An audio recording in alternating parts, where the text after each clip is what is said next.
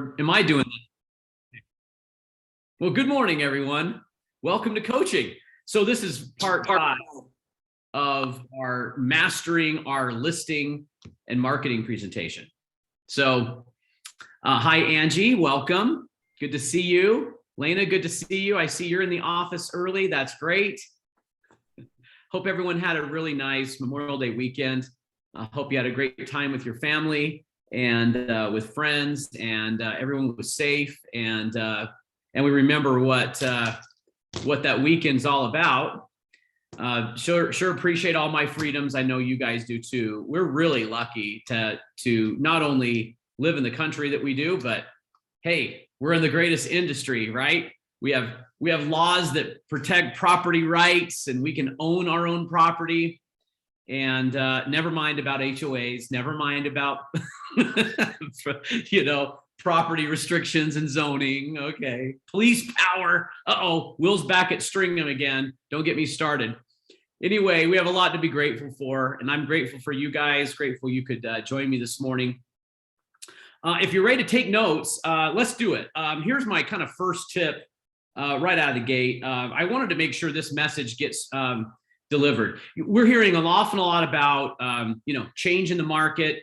It's to be expected. If you've been in real estate more than 4 or 5 years, you've already experienced change in cycles.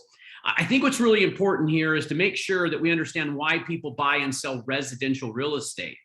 So just keep your eye on the prize, per se. Keep your eye on the main thing. And why is that? I mean, why do people buy and sell residential real estate? And the quick answer to this, I suppose it could be phrased a number of different ways, but it's a quest for home. It's a quest for home. Things change, and so they need more bedrooms or less bedrooms. They made more money, so they want more space. They want less space. They want a different area closer to work, or maybe further from work. Everyone is so unique, and their changes, evolve over time. So remember that. So when you're talking to people, bring them back to their why. Why? What was the driving force here? The market creates obstacles. There's a word. Market creates obstacles for us, but it's not the reason we buy or sell real estate, right? So you hear people say, well, it's a good time to buy. I think the right answer to that is, what about your family needs? Is it a good time to maybe solve or change or improve your family's needs, whatever that means to you? And perhaps they've even mentioned it in the conversation, so you could be specific about what that is. Okay, so that's the first tip. Make sure you stay on the reason why we buy and sell real estate is to focus on the quest for home and what that means to people. It's not about the market. Okay, the market just only creates obstacles for us to overcome, and which is our expertise, right? Okay, our expertise. Okay, let's sharpen our saw on one thing before I go to page. We're going to go to page 80. Page 80. If you're in the manual, go to page 80. While you're doing that, good reminder of probably my favorite book, How to Win Friends, Influence People. I hope that you'll remember these basic. There's 6 principles here. Okay. The other day I was walking around Lowe's trying to find a very particular item. I was looking for solar powered puck lights. You stick them in the ground, they're circle, and some of mine had died from last year, and we had planted some more things, and I wanted some puck lights. Okay. So I'm walking around Lowe's. And of course, I can't find them where I would think they would be. So now I'm thinking, well, they don't have them, So it's time for the man to break down and ask for help. Really hard to do. You got to walk the whole store, and which I did. I put my miles in. I finally am like, I'm going to have to ask for directions. And Tammy's like, who are you? And, does that mean your man card is not valid? Da, da, da, da. We joked about it, and she watched me struggle to go ask for help. So, all right. So I see a blue, Lowe's, uniform. Okay. So I said, excuse me. And I looked quickly at her name. I still remember her name. Her name was Sandy. And I called her by name and I smiled. See, smile. And I said, hi, Sandy. And then I said, I was wondering if you could help me find some solar puck lights. And she was so kind to me. She was like, oh, shoot, you know, we used to have them over there. They might be over there. Did you happen to check? And I said, well, I didn't check pool equipment, no, you know, in the nursery. So she says, you know what, I'll tell you what, let's walk over together. And Tammy kind of looks at me and just rolls her eyes and shakes her head, kind of like, you know, I'm just doing my thing, right? But I said, babe, I said, this is just from the book, you know, How to Win Friends, Influence People. And so what's the first principle?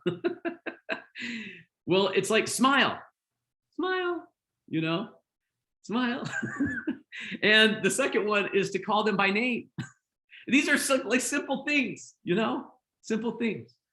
But next time you're in a meeting, you know, with a lot of people, just glance around and look who's not smiling, you know, and notice, like, if you did, how you would stand out. Sorry. Sense of humor here, tried to take over. The first one is be generally interested in people. We talk about our marketing presentation as a chance to really discover what their needs are and their quest for home and what that means for them. Timing, issues, concerns. This is being interested in someone, right? This is a great, you know, way to approach people. So be interested in them. Be a good listener is the fourth principle, and encourage everyone to talk about themselves. So, you know, tell me more about that. You know, it's a good digging in question. How did that make you feel? Or what was your concerns? Or, you know, you're asking more about them. And remember, you're listening with an intent to understand, not an intent to reply. I think that's a good tip. Number 5 is to talk in other people's interests. So, and I've talked about this a lot in a marketing presentation, that we look at the world through their lenses. And then the last one is we make the other person feel important. And there's a note here by the author to do it sincerely. And I think that's important because your body tone and the way you communicate will come out. So there you go. There's the 6 principles. So that's that's smiling, calling someone by name, being interested in other people, and be a good listener, encourage people to talk about themselves. Number 5, talk in the terms of other person's interest. And number 6, make the other person feel important. Okay, great couple of tips to start off before we go to page 80. Any comments on that? Have you noticed a difference when you engage someone for help and you call them by name? I sure do, Will. I think these are great ideas, and I think everyone really needs to embrace them more in their lives. Thanks, Joe. Hey, Joe. Yes, sir. I already know the answer to this. I was going to text you because I did watch the first 2 series of Obi-Wan Kenobi. I'm sure you already have done this, right? Yep. Have you watched them twice or just once? Just once. Third one dropped last night. Might have stayed up late and watched that too. Wait, it did? The third one's out? It's the one you want. Oh, dang. Okay. I mean, there's reasoning here, you know. Okay, I see. Yeah. Anakin's still alive. What? Oh, he's more than alive. He's been doing yoga. He's pretty flexible these days. All right. Talk about engaging someone in their interest. There you go. The tip applied. Thanks, Joe. Appreciate it. Okay, page 80, everyone. Are you there? Page 80?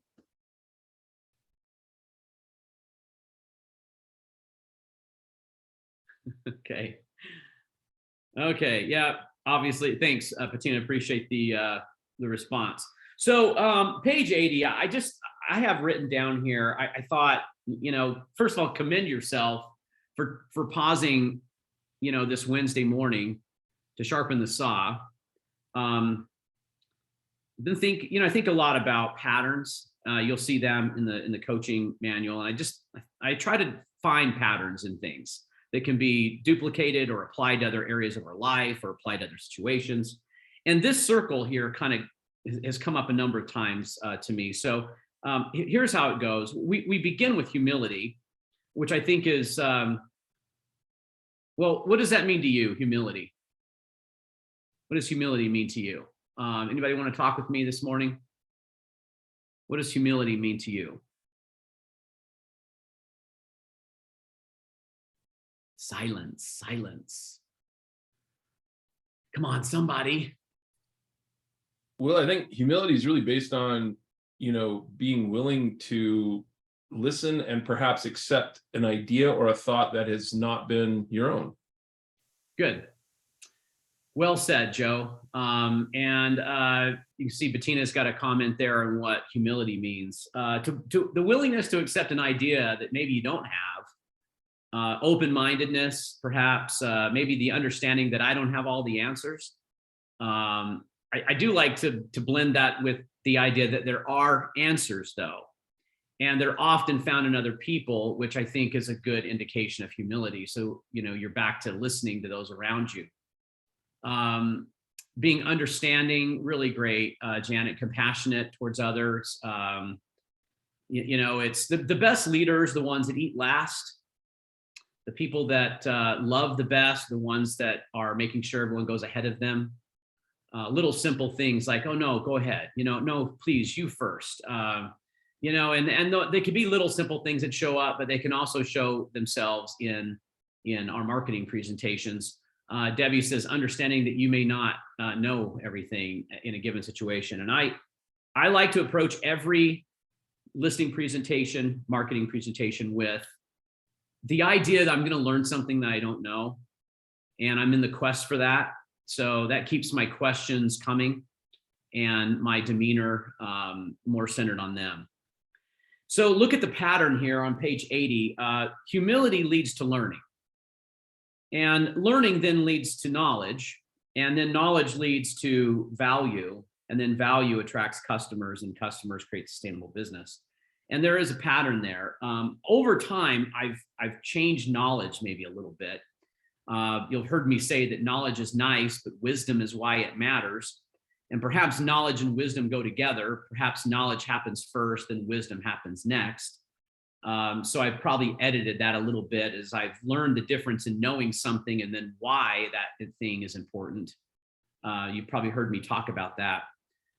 So I think the thing to remember here is we approach things with humility so that we can learn. Then we do learn.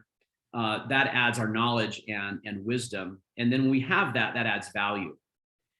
So always be a studier, just commit to studying. I hope you're doing that. I hope that you find time in your morning or your day to just pause the chaos and sharpen your saw on something and study something. On page 80, also write this down. This is getting a little bit more specific in this pattern. You've heard me say problem, solution, value a lot, right? Talk about the problem and then be solution. There's in storytelling, there's always a villain and a hero. There's a villain, there's a hero, right, Joe? We've got a villain in Darth Vader, and then we've got the hero in our Jedis, right? They're the heroes. So in marketing presentations, the pattern is that we go problem, solution, value. We also go villain in a story. You could tell a story that tells the problem, and then the hero injects with the solution. And then that helps us to understand value, okay? So in the eyes of our sellers, since we're talking about marketing presentations, remember that all your value is centered around solving problems. So we have to identify what they are. We often have to talk about the things they don't know are problems, and then we present solutions to that. So remember that. Down at the bottom of page 80, this is a quote from Warren Buffett. It simply says, price is what you pay, but value is what you get. So, and I've done a graph in the manual. I won't turn the page there, but what you get needs to exceed what you pay. So the value in which you bring to the seller has got to be more than the commission itself, right? So think about that when you're talking about value and the solutions that you're solving, or the problems that you're solving with your solutions, okay? Okay, we're going to turn the channel. Let's now go to page 82. I wonder if I should show this one. Page 82.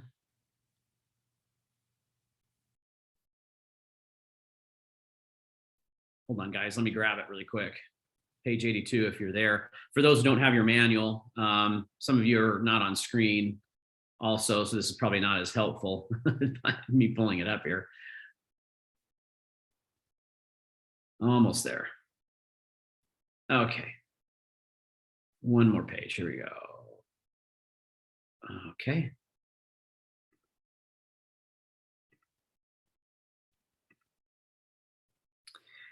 Okay, so on page 82, we've got this maybe an expanded equation, and I thought this was really, really important because, you know, maybe I should approach it like this.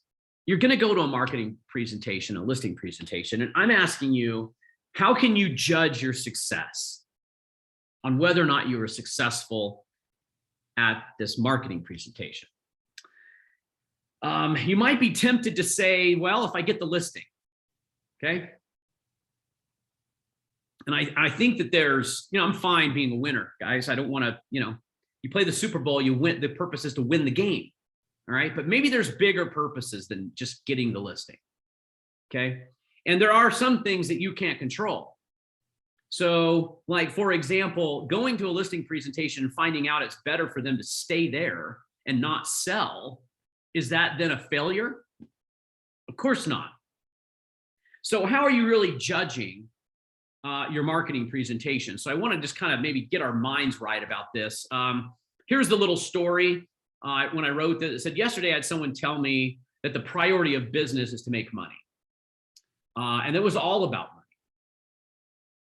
You might feel like that at times, you know. I mean, why do I go to work? Well, I go to work to earn a living, or pay bills, obligations, take care of family, you know, save money. I mean, it's very tempting, I think, to look at business solely from the perspective of its point is to make money. And I thought, well, I understand it. We kind of got in a debate about this, and I could see the more we talked about it, a real disconnect. And I wrote in here, perhaps it's a jaded history has tarnished this person's perspective. Whatever it is that got him to think this way, I thought I would maybe set the record straight a little bit about what I think business is all about and our real estate careers are all about. So I would hope that this would help. If I approached every deal with the idea the priority is solely to make money, would that change how I communicate? Yes. So if I approach the marketing presentation with the idea that my job is to get an exclusive right to sell listing agreement signed and executed so then I therefore can earn a commission, is it going to change how I communicate? Yes. Can people pick up on that? Of course they can. So do we need to make sure we get our heads straight before we walk in? Of course we do. So we've nicknamed this commission breath. It repels people. It's easy to detect. It's self-centered. You can kind of tell when someone's all about them. It's revealed in not just what we say, but how we say it. Remember, body language is a lot of, you know, our communication. So in other words, it's easy to see. So I think we often get it wrong then, that the priority of business is to make money. It's really not to make money. Here it is. Here's the answer. Okay. So if you're ever approached by this, I mean, why do you do what you do? And, you know, what's this all really about? It's right here in this sentence. The priority is to test our ability to put the client first by solving their problems through the application of our chosen resources and expertise. Then the value will create revenue. Okay. So that the proper order here is important, right? So the better we understand this, the more value we deliver, therefore generate more revenue. So what I did is I kind of looked at this equation at the top and I said, let's remember to put money on the right side of the equal sign. Thought that had a nice ring to it a little bit, you know, put value and money on the right side of the equal sign. What does that mean? That means that all the things we have to do equals revenue, but they all come first. So the purpose of our marketing presentation is to demonstrate that we can discover what the client's needs and problems are, then apply our resources and our expertise to those problems and solve them. And that will reveal revenue and create revenue. Okay. And that is putting it on the right side. It really has to go first. You can't approach it that way. I've also put, these are my additional notes in my instructor manual, I guess you could say written in red, that the purpose of me meeting anyone is to improve the relationship.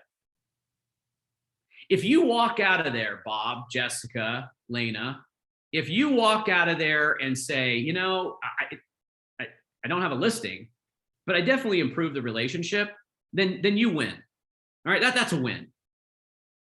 And I don't want to be, what would you call this? A shackled, gracious loser. No, that's not Berkshire Hathaway. What we are, though, is committed to understanding what the client needs are and then applying our vast resources to that and in that order, right? I love the agent who discovers that it's not right for the seller to sell right now and gives that advice. I love that agent. That's a gold medal. Isn't that just as important as getting the listing? Or maybe it's more important, isn't it?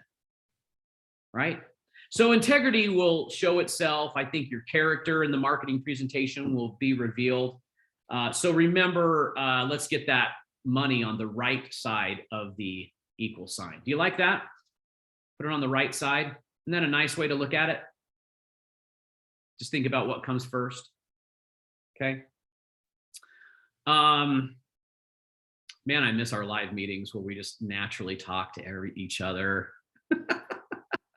It's so nice to have Park City and Salt Lake's live meetings. I got to tell you, it was really refreshing. So next one is on page 83. I didn't want to spend like a lot of time on the disciplines of execution. Let me stop sharing for a second. But I'm always reminded about something because I have kids.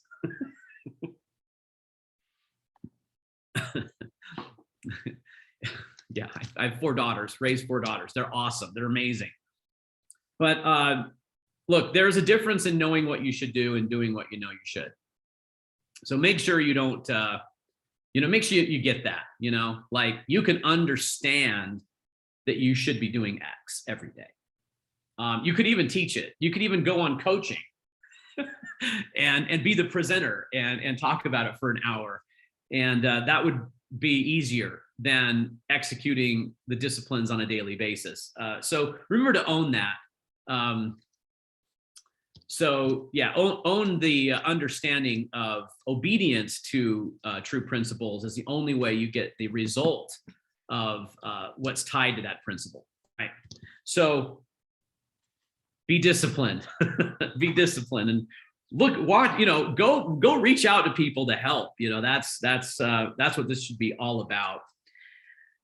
Okay, where am I going from here? Let's see, I haven't looked at the chat for a sec. Let me take a look at that. Oh, okay, great. Good comments, you guys. Let's see.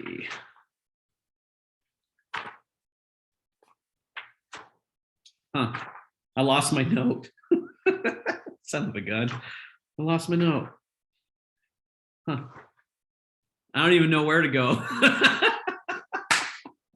He's like, Will's losing his mind.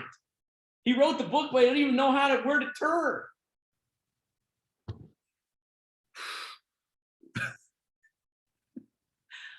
So I got a call yesterday. I'll tell you a story. I got a call yesterday from a neighborhood, a person in our neighborhood, and I've lived in this neighborhood, guys, in Salt Lake for 28 years. So I know a lot of people. I've seen them grow up and grow old. And anyway, we've their mom, her I guess, should I say name? I mean, I better not say names. Their mom's getting older and recently came to visit, and she had a hard time with stairs, and so they're really worried about sending her back home to a home that has stairs. And so they called me, and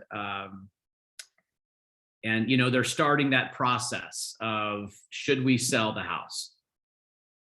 Should we sell the house? So I've known this lady for near 30 years, and I know her family. And so she's a single lady, probably, let's see, how old is she? She's probably almost 80, or maybe she is 80.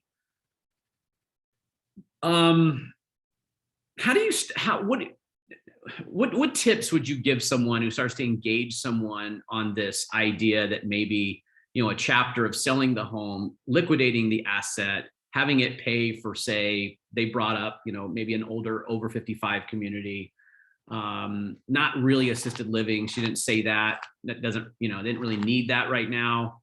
But what advice would you give any of our agents who engage someone with something sensitive like, is it time to sell mom's house she's been in for 50 years? What advice?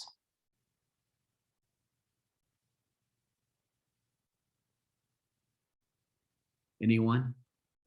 I'm smiling. Jill. So I'm asking what advice?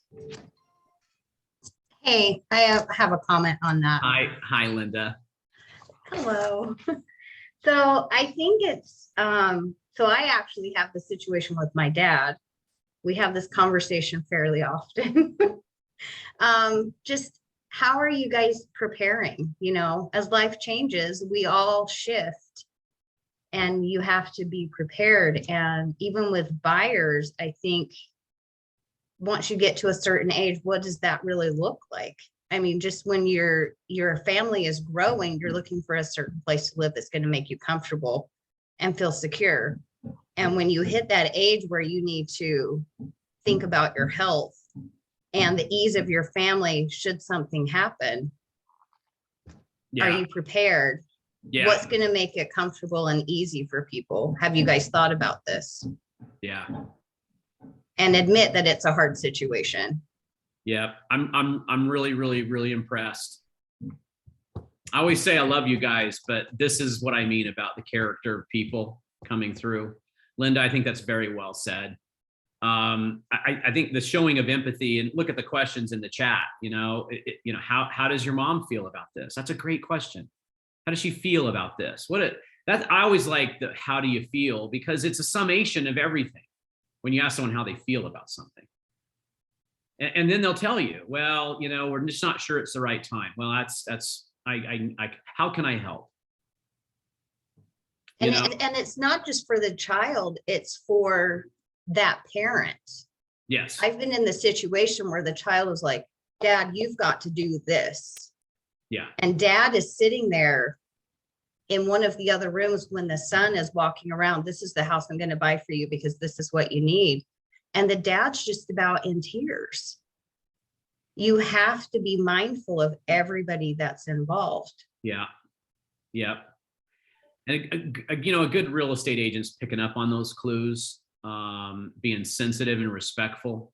We don't have all the backstories. We don't know how long these things have been going on, or what, we don't know all the struggle. But I think done the right way, it's appropriate to ask. I'd rather err on asking to understand.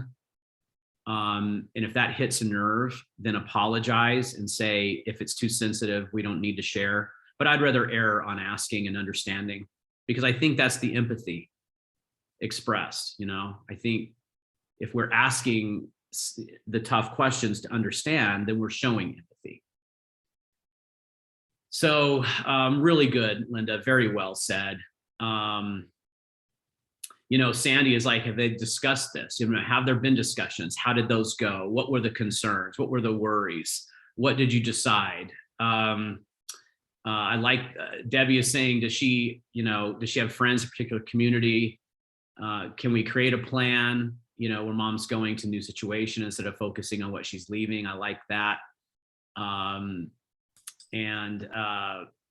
Let's see, what's the win? Tara's saying it's better to go when she can than have to go. Yeah, that's a good point too. I think we should temper, tone down, any kind of, I don't like sales processes, you guys. I want to understand them, but be very careful. Err on empathy and understanding and patience, and slow down instead of saying, like, selling them on the idea. Like, the worst thing we could do here is to take this and just start running with it, right? Like, oh, I'll get you some comparables. When do you guys want to have this on the market? Would you want to meet with me Wednesday or Thursday? Which one's better for you? You know what I mean? Like that's cold. It's not sensitive. It's the wrong way to go. Contrast that to what you have been saying. How does mom feel about this? Are you sure it's the right time? Right? What do you think, Kim? Hey, Will, I have a comment. Yeah. So I've actually through my career have had the opportunity to work a lot with seniors. And I have found that from the first phone call you get from them, it's very much a process. So when they first start thinking about downsizing, you have a long road ahead of you, because they literally take so much time to emotionally get to the point where it actually happens.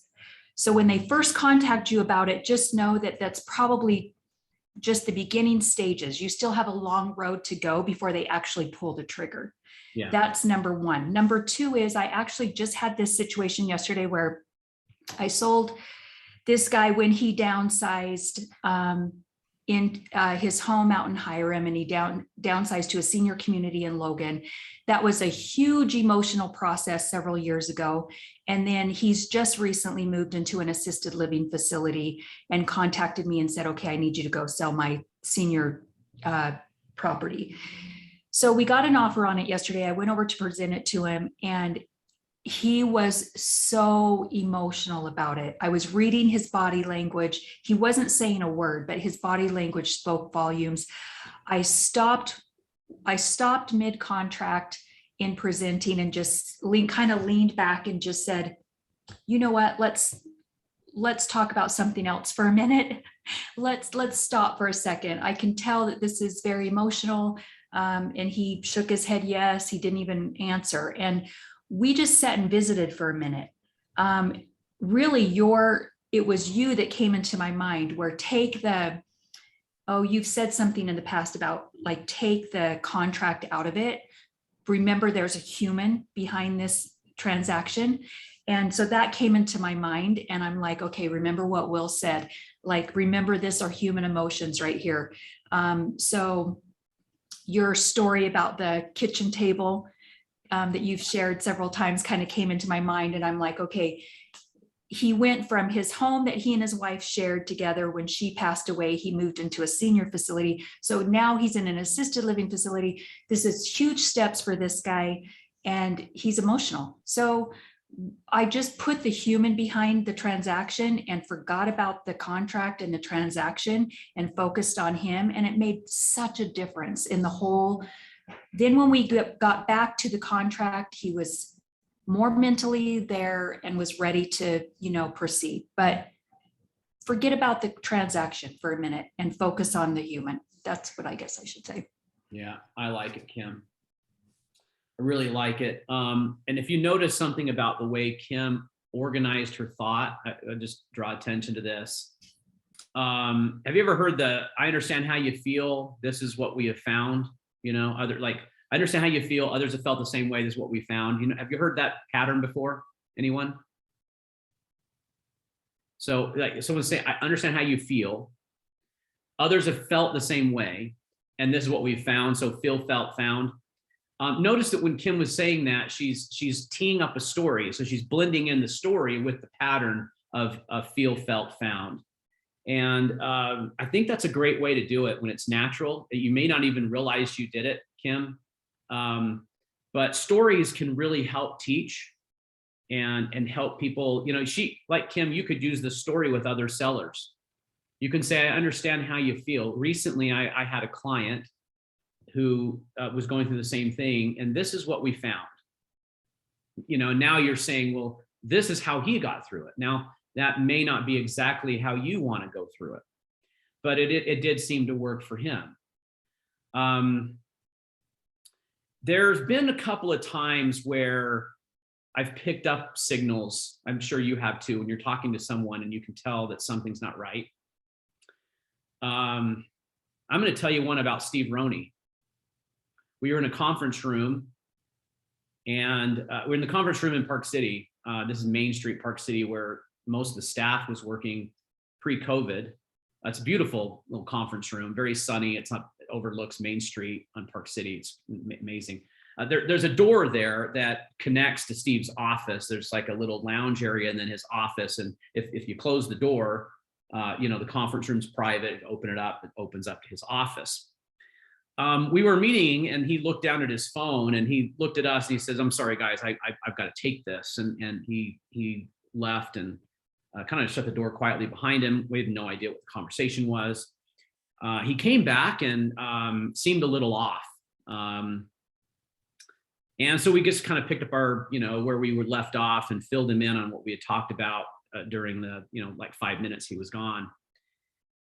And he started to answer something that I'd asked him a question, and he started to answer. And when I was looking in his eyes, I thought I saw tears in his eyes, but I didn't want to, like, it was uncomfortable. You know, do I say something? Or, you know, Kim is talking about a client. She clearly got some signals that this has been tough, you know, and in your mind, you're like, what do we do? You know, and in Kim's story, the empathy, the pausing, you know, this is human here. This is a person, ruled over any transactional stuff. So back to Steve in the conference room, we had some really important things to talk about. And here you know, if I drew attention to it, would it embarrass him? You know, I wondered that. Like, or am I just, you know, am I reading it wrong? And like I'm telling you, I decided to err on asking. And so I said, Steve, are you okay? You know, you seem a little emotional. And he goes, yeah, you know, sorry, Will. And he gave me an answer I didn't even expect. Like you know, I'm focused on the meeting. I've got the agenda, things we got to solve. He had taken a phone call. You know, I didn't think to ask about it. It's his private call, right? He left the room. So I wasn't thinking about this phone call. And you wanted a little insight to our leader and the heart that he has? I'll tell you. So he goes, yeah, sorry, Will. I just got off the phone with the owners of development, and I'm not going to say which one, but it was a major development in Park City. And they were calling to tell me that that they did choose to list the property with our team. And he says, I'm just so excited for our agents. And he said their names because they put in so much work into this. And I went like, wow. You know, he's an amazing man, you guys. The more you get to know Steve Roney, he's an amazing man. And since Joe has got Darth Vader for you Star Wars fans, I have often referred to Steve Roney as Master Jedi. He just has a sense about him that is incredible. I love his approach to things. So what's the takeaway here? Any other comments? I love this input. Thanks for sharing that, Kim. I think it comes up a lot when we talk to people. Back to the lady who called, the family that called me. So the in-law called me, right? Married to the daughter of mom, okay? So, and he called me yesterday, and I thought, you know, if he calls me yesterday, Monday was a holiday. He called me yesterday, he called me at 10:30 in the morning. This has been on their mind all weekend. Like, it's one of the first things they did when they were back. It's clearly they're worried and concerned about this decision. You know, so it deserves my attention because they're really concerned about it. So what questions do you think they have? Well, what's the value? They need the value because they want to know if it will fund her next chapter. So they kind of need to know what they can spend. And so we're going to speculate on values. And yet I was pretty slow to get there. Like I even mentioned, my time in that neighborhood when we have single older folks. I said, I just think we really try to encourage them to stay as long as they can. And so I went the other way, right? Encourage them to stay as long as they can. I'm not going to grab people and make them sell or close them or sell them or scheme them or script them into committing to a close to sell. You see what I'm saying? That's the wrong way to go. I mean, there's a bigger thing at play here than we getting a listing, right? You can't grade yourself on whether you got your contract signed. You got to grade yourself on whether you did the right thing for the right person at the right time. I think that's how we grade ourselves. And yeah, I get pretty passionate about it because I think it's a better way, it's a better way. So do I understand that in our industry, we have people who would Tom Ferry script this thing? Of course they would. They would script it all day long. Thank you so much for calling, right? And then they would try to close them on a date for a presentation instead of just helping someone. So, Will? yes, Bettina, go ahead. Compassion goes a long way, without a doubt. In my particular situation, I definitely noticed that this couple really needed help to get their parent out of a situation where it was literally one of those tri-level homes where you walk in and you have to go upstairs to the kitchen, upstairs to the bedroom. Yeah. So just, positioning it that this would be a much better quality of life, an ease of burden for his kids, an ease of burden for himself, a whole brand new chapter, not looking at it like Debbie had mentioned before, not looking back, but looking forward, to a new chapter is helpful. Yes. It's not talking about comps or anything like that, just the quality of life and the compassion. Yes. But that was my experience. I thank you so much for sharing that. And I'm really, really glad you did. Don't read me wrong here, guys. My advice is not to talk about, selling and avoid that. Of course not. I think you got to marry all of this together. You got to blend it all together. You've got to, yes, the new chapter can be Bob says, hey, it's hard for people to change. I get that. It's hard to kind of let go of what they've been, their comfort zone. Understand that too. I think we just shouldn't be in too big of a hurry to go cross some kind of finish line, that's our finish line. I think we should be patient, but understanding of what Bettina's saying about this, imagine what her life could be like if she didn't have to cope with these stairs. And look, I almost said his name. Well, no, it's a common name, I guess I could say. Mike says to me, her laundry room is in the basement, and we watched how she did stairs at our house. And we're really concerned that if she falls and she's alone, and that's going to be very, very, that could be life-threatening, right?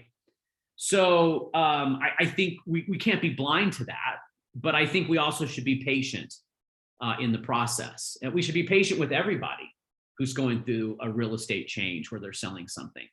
So Lena, do you want to verbalize that? You want to just, talk to us?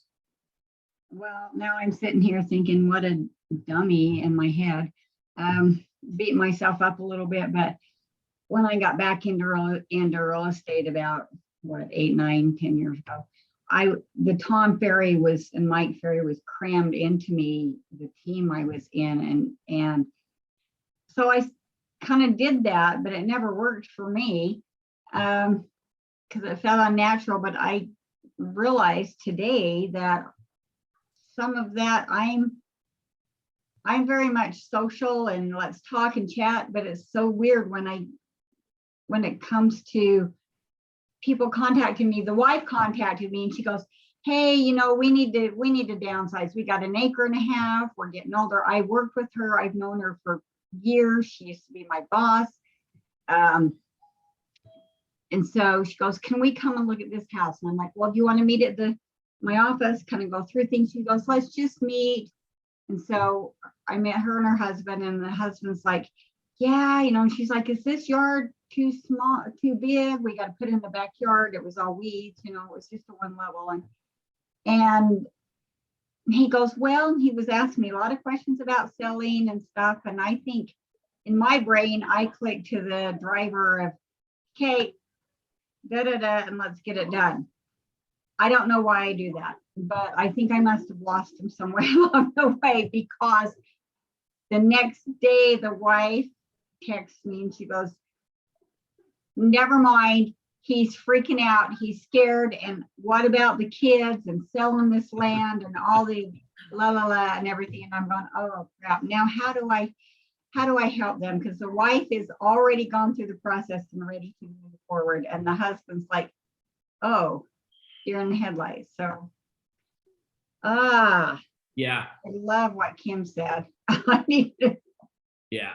anyway. Look, nothing we learn is without value. And a lot of the structure to the scripted stuff that we get from these, coaches, I think there's some really good, structure to it. Yeah. So we keep it, but we got to inject as the priority, the empathy and the heart and the understanding and the humanity. When you add that to being, because look, a good scripted process is about leadership. Follow me, I know the next steps. Okay, like someone has to lead us. We don't know. So even if they don't know what questions to ask, then we can suggest them. And that is leading. And that can be pieces of the scripts that we've learned. Right? Like what's the next thing, because it's the next thing. You're leading through the listing presentation. You're leading through the marketing presentation. So I don't have a problem with that. I have a problem when it is absent of heart and empathy and patience and, the questions and the discovery and those sort of things, right? That is what I have a hard time with. And I think that's where the adjustment is. So Lena, keep the structure and inject all the other pieces. And then I think you've got a full deck, to work from. And that's a better way. And everyone who knows Lena, by the way, knows that this lady is full of heart and understanding. And so don't be so hard on yourself, because I never, ever picked that up from you. Wow. You're final thoughts on page 102. Let me just show you real quick for those, share screen. Let's go 102. Or can I get there? Nope, bag that. That thing takes too long to scroll. One of these days, Joe, I need like a simpler way to get through that manual digitally. But page 102, there's 5 points on that page. So it says, how do I prepare for my listing presentation, right? You're in the car or you're on your way or getting ready, you're at the office. What kind of preparation should you go through? Here are a few communication affirmations that I put together. So first of all, and this is repeating some of the things I've said. Have you heard agents say, I don't want to be a salesperson? And I think that's perfect. Just be a good person. That's perfect. So there is one critical difference in a good realtor and a good, Berkshire Hathaway and salesperson, and that's heart or intent. And I think that's when you inject that in there, your heart and your intent. And if your heart and intent is really to help someone, then you've got the secret sauce. So whether or not you get the listing cannot really be the true objective, right? Listing the property for sale is a bigger decision than, so what can you do? So I would learn to celebrate your ability in building the relationship. That's number one. Okay. Go into every presentation with the idea that we help the relationship. We're there to serve them. And you can't do that unless you have the other principles here. So first one is all about honesty. And honesty is an interesting word to me. I don't mean just being like, I kind of mean being truthful. And I mean real also. So like this is why I say you have to understand that there's problems that they don't understand are problems. And it's not being negative to talk about problems they don't know about. Okay. That to me is being honest. Okay. Number 3 is deep discovery. This is committed to questions. And that's why I was so proud of your responses that you said. And Linda kind of led out with that on what her response would be. And it was questions based, you know, how does everyone feel about this? How does mom feel? Have you guys talked about it? What concerns do you have? Deep discovery. And then we start to really produce, number 4 is the real solutions that go along with these real problems. And now we've got something. This is where we termed the phrase, let's get real about real estate. Okay, it was kind of our theme for 2022 is let's get real about real estate. Real problems are there. Okay, don't put our head in the sand. Real solutions are needed. And when we present that, we get value. Okay. And the last one is just be respectful and gracious guest in their home. I think that kind of comes natural for you guys, but don't forget that one when you're trying to get your head right. You know, you're a guest in their home. When they say, hey, can I get you a water? Yes, you can get me water. Can I get you a drink? Water would be great. Thank you so much for offering, right? Or you can say, if it's not too much trouble, what if they're holding all these groceries, they walk into the house because they're late and you're there and they're opening the door with their elbow. I mean, you know, do you just let them do? No, here, let me get that. Can I hold that? Right. I went through the Tammy Cooper training course on how to be a good husband. Carry stuff, carry lots of stuff. But she won't ask you, by the way. That's just another great thing about women is they usually won't ask. So don't let them carry all that stuff and get the door for crying out loud. And then they say, "Kate, can I get you a water?" You know, yeah, that'd be great. While you're holding the bags, here, let me take a couple of those. Anyway, you guys, thanks so much for joining me for these discussions. They're always so uplifting. I hope that they are. They are for me. I think they are for you too. And there's a lot of good takeaways here. They might be simple, but they're really monumental in how we engage people. I hope it's triggered some thoughts for you that are unique to you, that you could put to work, you know? I've noticed that when I attend things, I don't have to always say something or whatever, but I'll get my own unique thoughts about what I need to do. The next step, of course, is to put them into action so we can get the real result of the principle to that. So I hope you have a wonderful, wonderful rest of your Wednesday. I hope you can go out there and find someone to help. It's such a great, worthy cause that we have, helping families and people find home and what home means to them. And I can't think of a better industry to be a part of and a better endeavor than that. So let's go find someone to help, you guys. Okay. Joe, you can stop.